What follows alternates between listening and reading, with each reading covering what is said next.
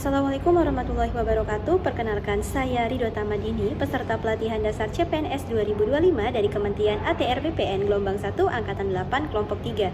Pada video kali ini, saya akan menjelaskan tentang penerapan internalisasi nilai-nilai berakhlak pada Agenda 2 Sinkronus 3.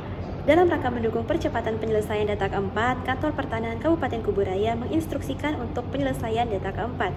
Kita melaksanakan serangkaian tahapan pekerjaan secara sistematis dengan mengacu pada prosedur yang berlaku serta menerapkan nilai-nilai berakhlak pada setiap tahapan yang dijalankan.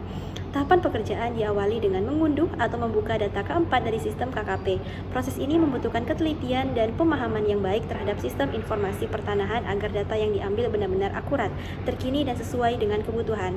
Di tahap ini, nilai kompeten diterapkan melalui kemampuan teknis dalam mengoperasikan sistem serta memastikan integritas data, sehingga seluruh informasi yang diunduh dapat dipertanggungjawabkan.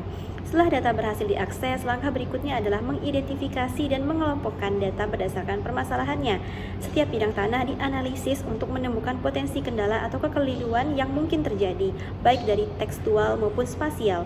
Proses pengelompokan ini dilakukan dengan cermat guna memastikan permasalahan setiap bidang tanah dapat dipetakan dengan jelas untuk memudahkan langkah perbaikan selanjutnya.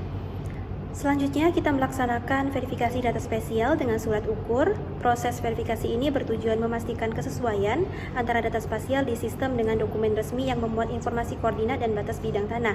Ketika ditemukan perbedaan atau ketidaksesuaian, kita berkoordinasi dengan rekan kerja terkait secara harmonis, menjaga komunikasi yang baik dan saling menghargai pendapat demi menemukan solusi yang tepat. Sikap harmonis ini penting agar proses perbaikan data berjalan dengan lancar tanpa menimbulkan kesalahpahaman di antara anggota tim. Tahap berikutnya adalah melakukan digitasi dan reposisi bidang tanah sesuai dengan citra melalui AutoCAD. Pekerjaan ini memerlukan keterampilan teknis yang memadai, ketelitian dalam mengukur dan memposisikan bidang, serta ketepatan dalam membaca citra satelit atau peta digital. Dalam praktiknya, seringkali kita menghadapi tantangan seperti citra yang kurang jelas atau adanya perbedaan posisi bidang. Untuk mengatasinya, nilai adaptif menjadi kunci. Kita menyesuaikan metode digitasi, memanfaatkan berbagai fitur perangkat lunak, dan mengkombinasikan referensi data agar hasil reposisi tetap presisi dan dapat diandalkan. Sebagai langkah akhir, hasil digitasi dan verifikasi ini disimpan melalui penyimpanan hasil input di folder bersama. Langkah ini tidak hanya sekedar menyimpan data, tetapi memastikan seluruh anggota tim dapat mengakses hasil pekerjaan tersebut untuk kepentingan tindak lanjut. Disinilah nilai kolaboratif diterapkan secara nyata, karena setiap anggota tim memiliki kesempatan yang sama untuk memanfaatkan dan melanjutkan pekerjaan berdasarkan data yang telah diperbarui. Dengan adanya sistem folder bersama ini, koordinasi antar bagian menjadi lebih efektif dan risiko duplikasi atau kehilangan data pun dapat diminimalkan. Secara keseluruhan, proses penyelesaian data keempat ini bukan hanya sekedar memenuhi target pekerjaan saja, tetapi juga merupakan implementasi langsung dari nilai-nilai berakhlak dalam setiap tahap pelaksanaannya.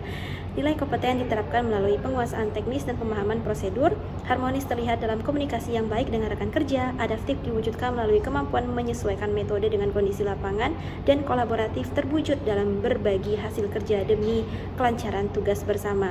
Dengan terlaksananya seluruh tahapan ini secara runtut, akurat, dan sesuai prinsip kerja yang baik, diharapkan data keempat yang dihasilkan dapat digunakan sebagai dasar yang valid. Demikian penjelasan mengenai penerapan internalisasi nilai-nilai berakhlak pada Agenda 2 Sinkronus 3 ini. Semoga dengan nilai berakhlak ini kita membangun kepercayaan, menjaga integritas, dan memberikan manfaat yang nyata bagi bangsa. Sekian dari saya ucapkan terima kasih. Wassalamualaikum warahmatullahi wabarakatuh.